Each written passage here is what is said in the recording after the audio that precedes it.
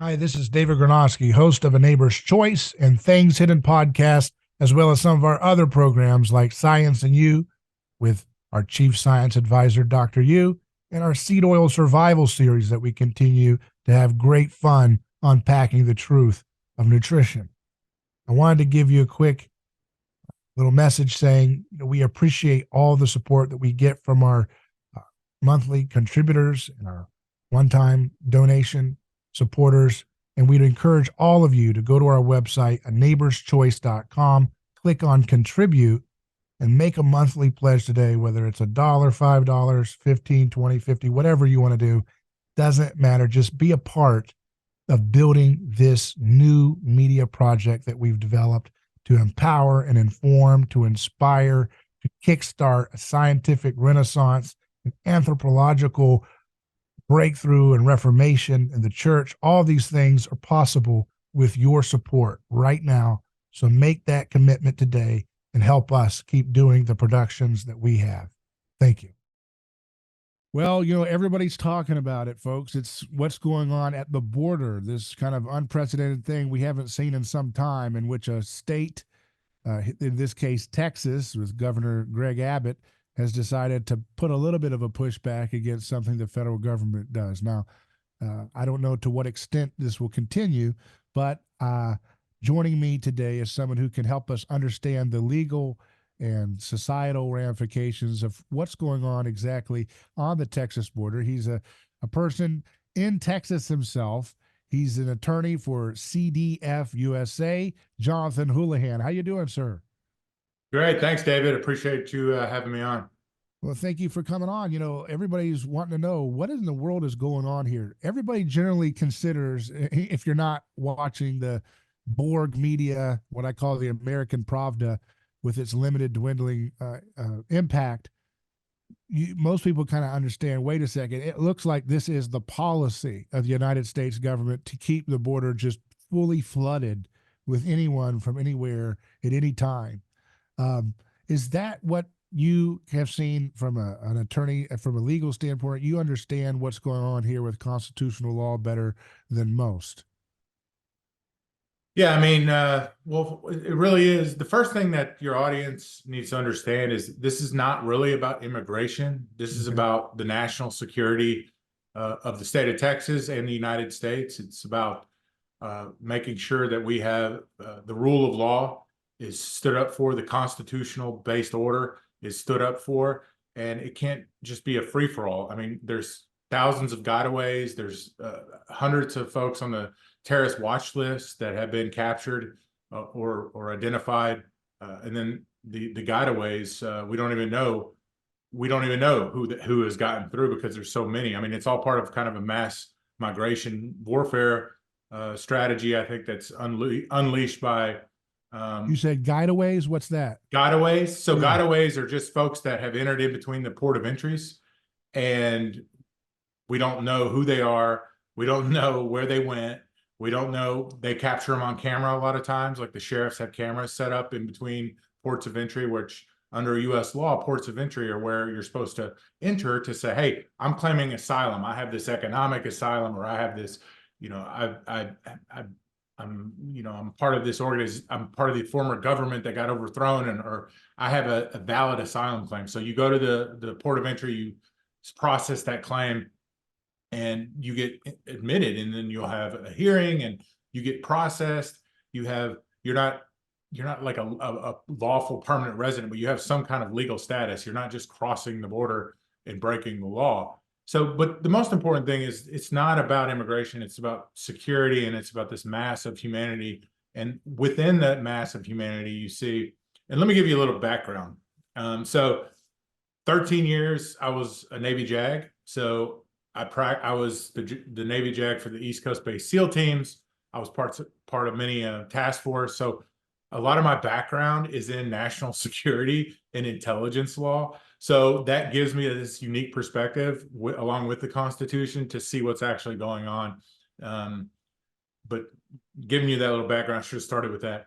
With this this flow of humanity, you have the abuse of the parole system, and the parole system is essentially the executive branch can say, hey, we're going to parole you because we think there's some benefit to the United States. So we're not going to send you back across the border, even though you didn't enter in between the ports of, even though you didn't enter at a port of entry. So it's an abuse of the parole system. Well, the parole system was created by an act of Congress. So you see the executive branch really abusing the law in Title VIII that Congress had created. Now, what's going on in Texas, David, to get to your main point, I don't want to bore everybody with legal jargon, is you have a guarantee by the federal government. The states, when they ratified the Constitution or when they entered the Union, it was a trade. We're going to give you some of our sovereignty, and you have certain enumerated powers, federal government. And one of them is to secure and protect our citizens from an invasion. It's called the Guarantee Clause, Article 4, Section 4. They guarantee states will be free from invasion.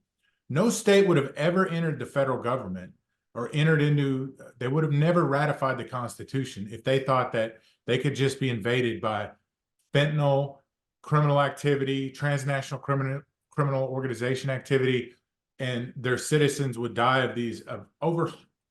Just in a 2-year period, almost 200,000 Americans died of fentanyl overdoses. All of that, a majority of that is coming from northern Mexico. It's coming from precursor chemicals manufactured in China, and then it's shipped across the border.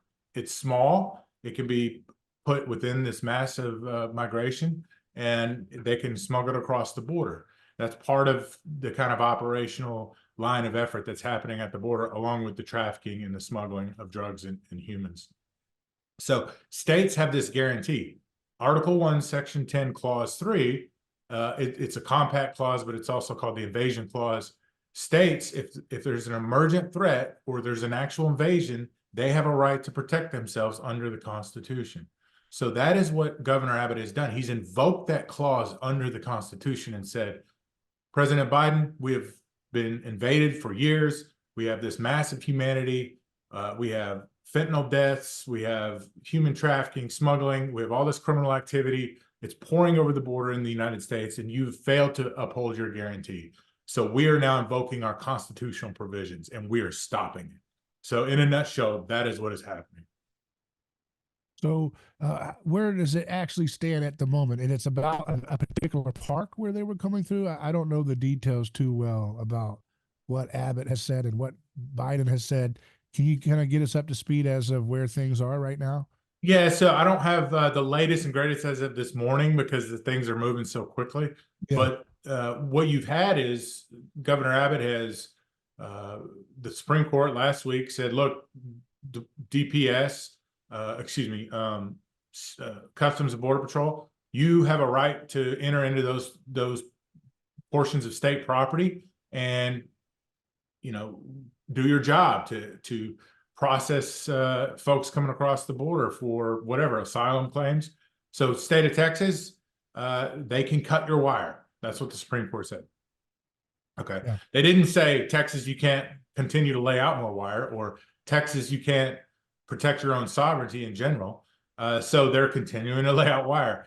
Texas, there's a portion on Eagle Pass. There's a park there in Eagle Pass where the state of Texas has kicked out all the federal agents and said, look, this is our property. We have an agreement in Eagle Pass. We control this area now.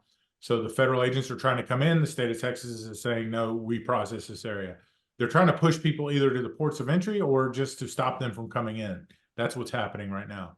They're setting up observation points and they're fanning out and really stopping it.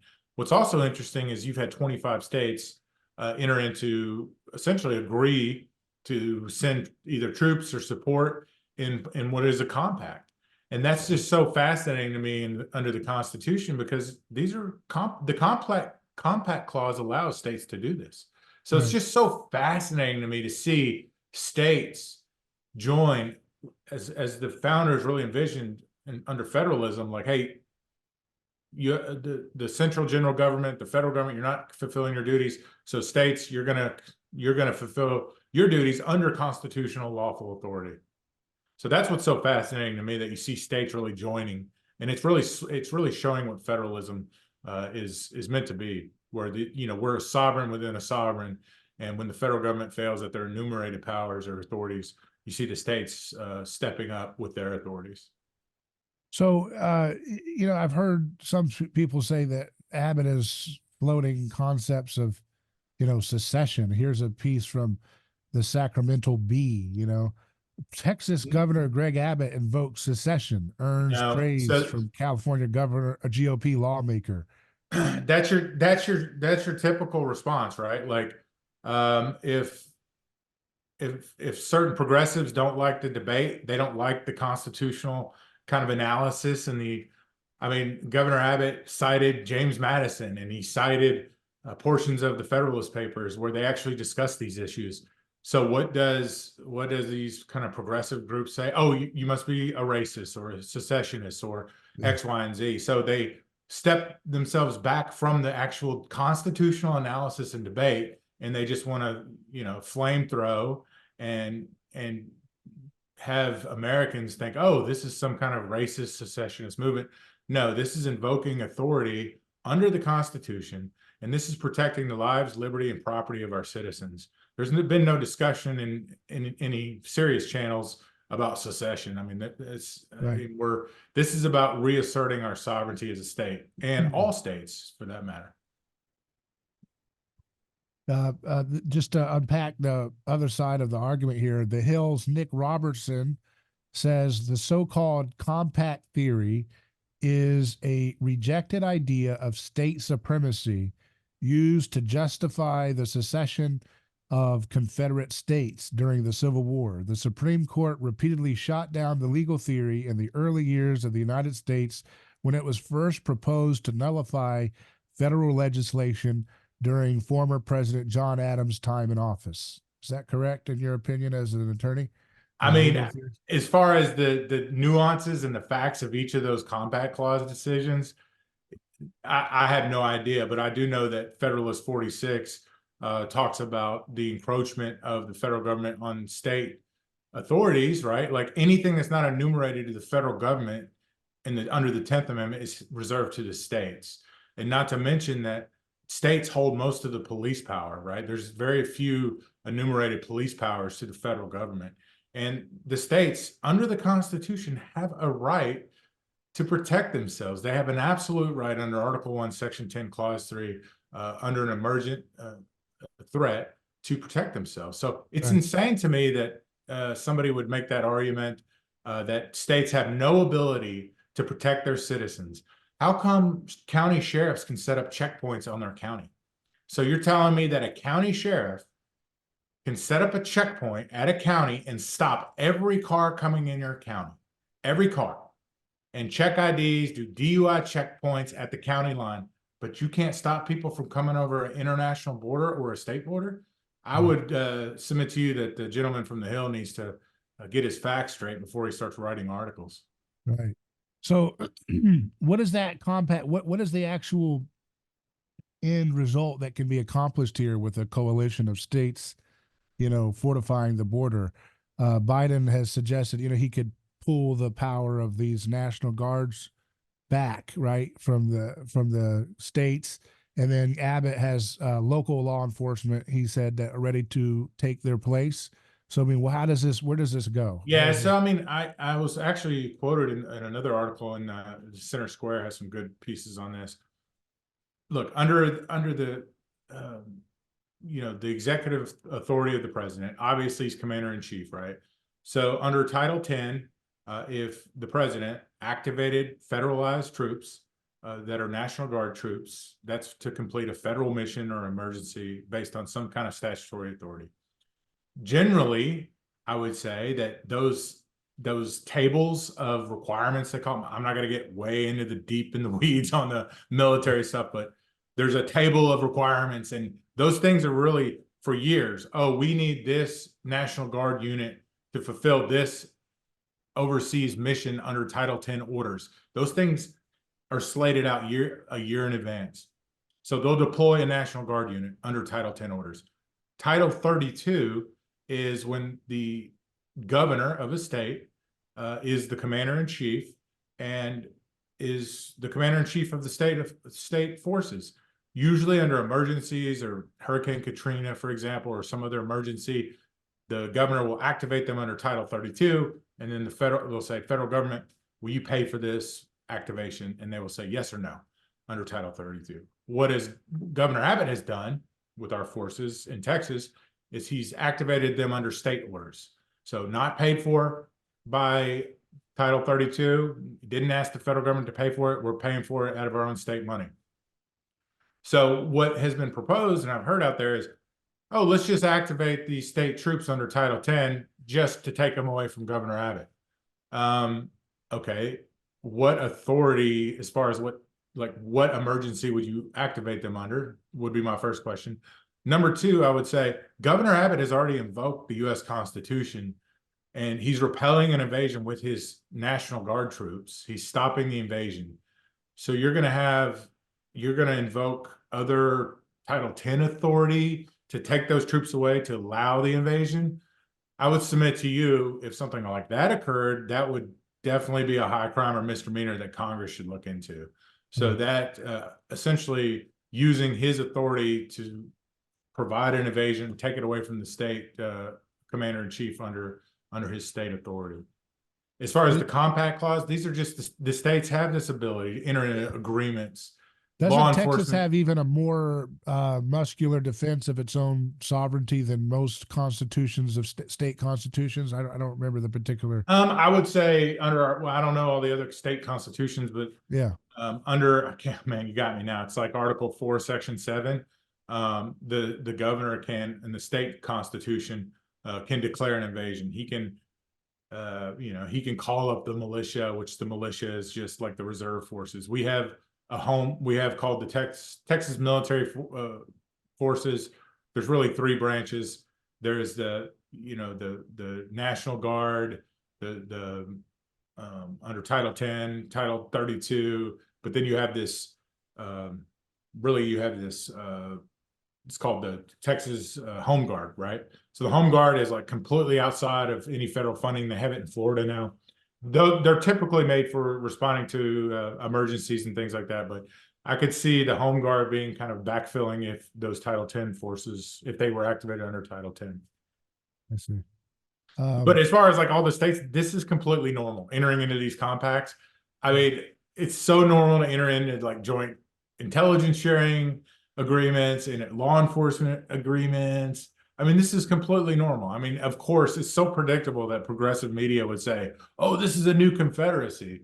No, they're imperialists. They like one, controlled, one centralized commander for the whole empire. That's what they. Yeah, it's so predictable that they would do this. I mean, I actually predicted this last week that they were going to just start saying, oh, it's a new confederacy now. Nobody serious in Texas is talking about secession or anything like that. That's just crazy talk. We just want to secure the border and protect our citizens. That's it. That's all they want to do is just make sure that we can stop the fentanyl, stop the human trafficking, stop these transnational criminal organizations, by the way, who have paramilitary forces that it's being underreported are constantly firing on Border Patrol with military grade hardware. I mean, it's crazy what's happening. And the fact that we're being questioned to protect our own citizens it just shows that they live in a reality with alternative facts. Yeah. USA Today has the headline, President Biden vows to shut down the border if Congress passes bipartisan deal. It says that he will take immediate action to shut down the U.S.-Mexico border if Congress approves a proposal under negotiation in the Senate, as he urged lawmakers to pass a bipartisan bill, quote, if they're serious about the border crisis. Biden, in a statement released Friday night, said what's being negotiated in the Senate would be the, quote, toughest and fairest set of reforms to secure the border we've ever had in our country. He said the proposal would include new presidential authority to shut down the border when it becomes overwhelmed. And if given that authority, I would use it the day I signed the bill into law, Biden said. So isn't that a sign that he's ready to do the right thing and he's just being held by a bunch of grandstanders? It's just pivoting. If I were advising President Biden as his legal counsel, I would say, sir, you have all the authority you need to shut down the border right now. It's called Article 1 of the U.S. Constitution. Or excuse me, Article 2 of the U.S. Constitution. So as Commander-in-Chief, Chief Executive, he can shut down the border immediately. He has all the authority he needs. Actually, under Title 10, there's provisions where he can declare an invasion and activate under Title 10 U.S. forces to stop the border crisis. He has all the authority he needs. This is just some kind of bad negotiating tactic. And, people like that had written those other articles about this is a new Confederacy will say, oh, yeah, if it were just for the Congress, if they would just do their job, President Biden would have the authority he needs. Well, he has the authority he needs. He just needs to exercise it. And so are these new powers that he's saying he'll get with this bill, are they constitutional or needed? What is it? Why would he? It says Biden's because of probably the riders that are in there. Whatever is in that bill, obviously I haven't read it, but there's probably, I don't know, waivers for things like E-Verify. There's probably all sorts of special interest pork in there for non-governmental organizations to, feed and clothe people for the next 30 years that, hook up their friends. I don't know what's in there, but you don't need Congress has already granted that authority. It's already there. First of all, the Constitution has granted you the authority. And then Congress has granted those authorities under Title 10 that allow you to call up active duty forces under the executive branch, by the way. Yeah. And then use them to repel an invasion. So and anything that was drafted by forces with Biden and McConnell is going to be something that's completely globalist approved. Yeah, there's something in there I wouldn't trust. I think the drumbeat needs to be, you already have the authorities to stop it, and just do it. But I would also add that the premise that this will be the most secure the border has ever been, no. I mean, go look at the Dwight D. Eisenhower administration. It's, after World War II, and there was some problems with illegal immigration. Again, it didn't have to do so much with the national security, but a lot of it was. They were having some border skirmishes. There was having some crime, some problems on the border. So Dwight D. Eisenhower got one of his old buddies from World War II, who was like the European theater commander, and said, hey, you're now in control of the border issue. I want you to have a joint task force. Stop it. So they literally mobilized troops, and then they deported. It was I can't remember how many it was. It was like 100,000 people they deported within a year. That's why President Trump the other day said we're going to deport more people than Dwight D. Eisenhower because of that operation. So they secured the border. They deported people. They took care of it under the Eisenhower administration. So the idea that this bipartisan border bill is going to be the most secure bill or secure the border has ever been is a complete false premise. And I would also add during, when Sam Houston was governor of Texas. So as you guys know, he was president of the Republic of Texas. He was a congressman, he was a senator, but he was also governor. And he declared an invasion. It was like, I think it was like 1859 or something like that. There was Indian skirmishes, and there was a lot of bandits from Mexico that were coming over. I mean, they burned down Corpus Christi at one point. I mean, I'm talking thousands of armed troops, and also the Indians raids that were coming in from the Panhandle. And Sam Houston continually wrote letters to the Secretary of War in Washington, D.C. and said, hey, we need troops. You need more people here in your garrison. We have to stop this. We have to stop this.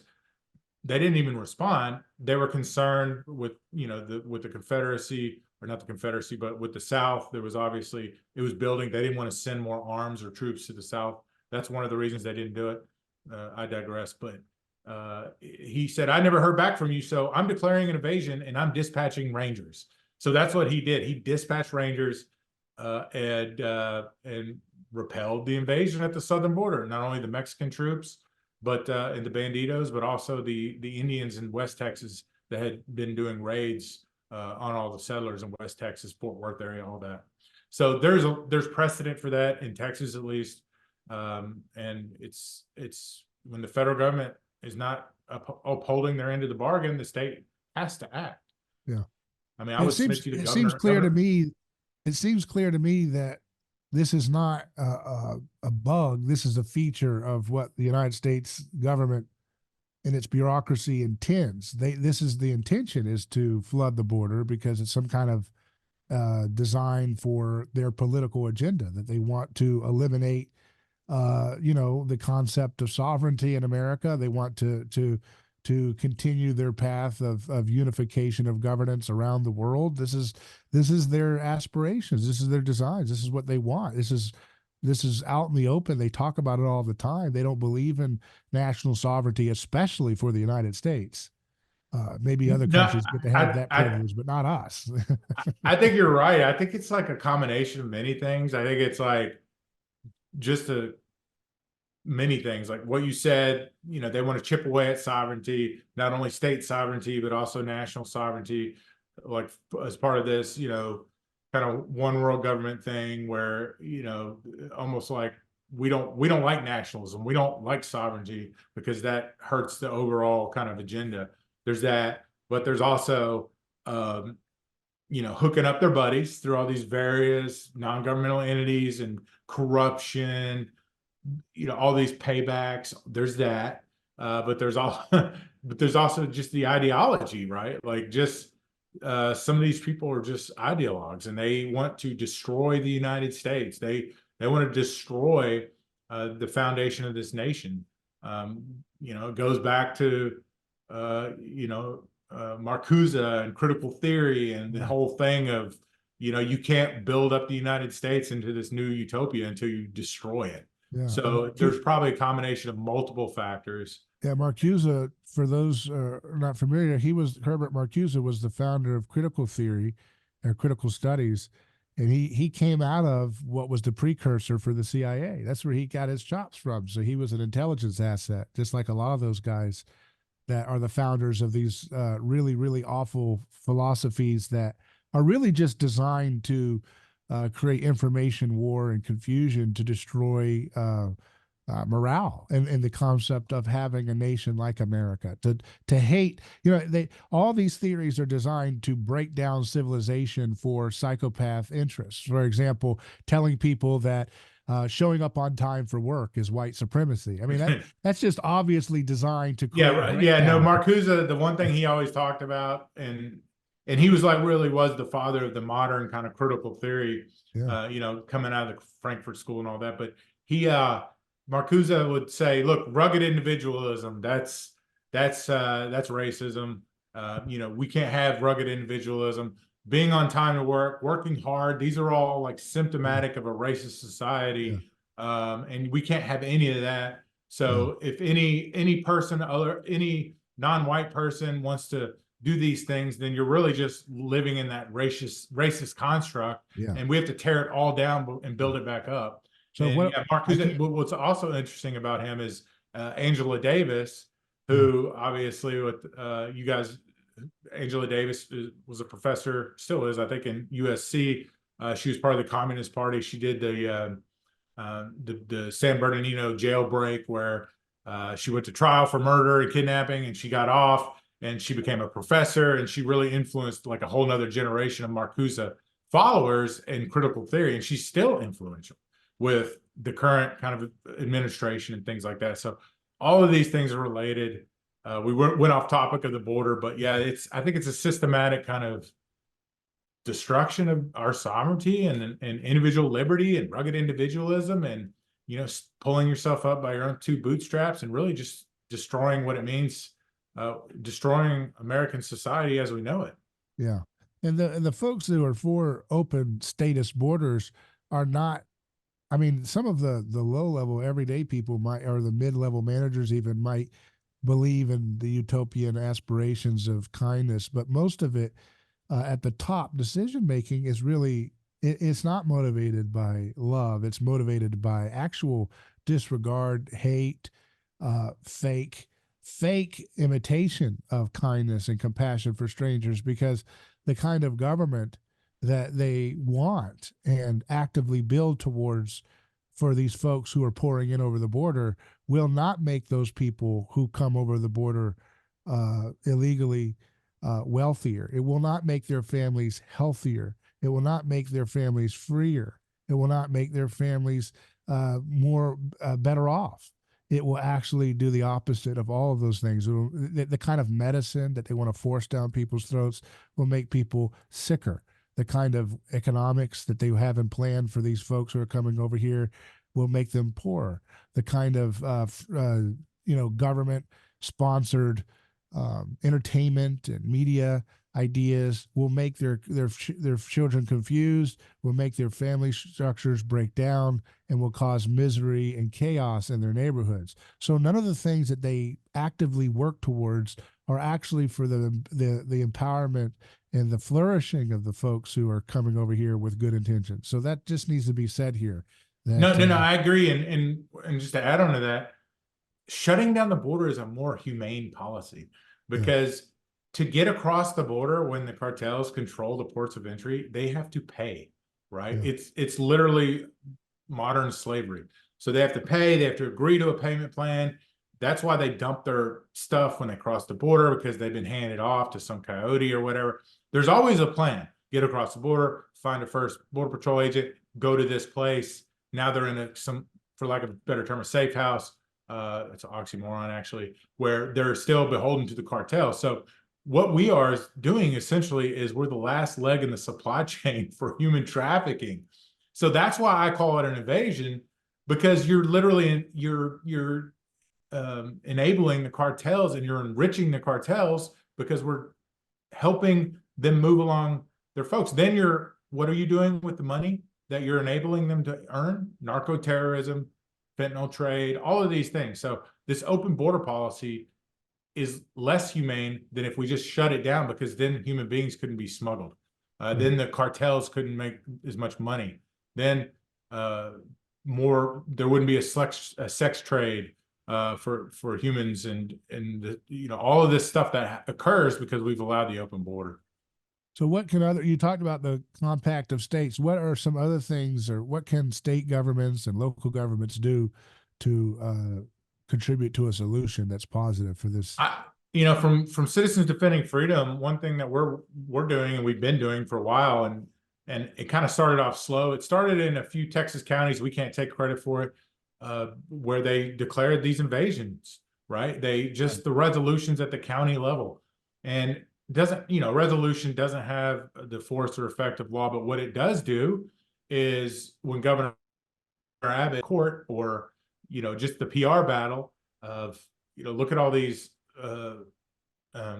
counties are crying out to Governor Abbott and saying, we have a fentanyl crisis, we have a human smuggling or sex trafficking crisis in our county. Help us, Governor Abbott. And then he has all this data that he can use to support, and these counties declaring these resolutions or invasions, and he can use that as part of his legal strategy, really showing him top cover. So I would submit to you that everybody can do that. Every county in America is now a border county, as far as I'm concerned, because either fentanyl or some other tragedy that has resulted from the open border. Everybody's been touched by it in some form or fashion. There's not one county in this nation that hasn't been touched by this. So I think everyone should look at their counties, introduce resolutions to, at least at a minimum, declare an invasion or show a resolution of support to the Texas border counties, or the states that are stepping up to the plate to try and stop some of the invasion. So there are some things that you can do in every county in this country to show your support, your lawful support, and to help assist with pushing back on this narrative. And I want people to check out your website for what you're talking about there, citizensdefendingfreedom.com. That's citizensdefendingfreedom.com. And any final thoughts you'd like to share with us, Jonathan? No, I just think don't lose faith. I mean, I like to always end on a positive note. God is on our side, and don't lose faith. And the founders talked about these things. They considered these issues, and we just need to stay positive and do the best we can, and look at good, vote, be educated, become informed, discern bad information, understand good information, and don't lose faith. Just keep going forward, keep pressing forward. If you fall forward and get back up. Very good. Thank you, sir, for your time. Appreciate it. Thank you.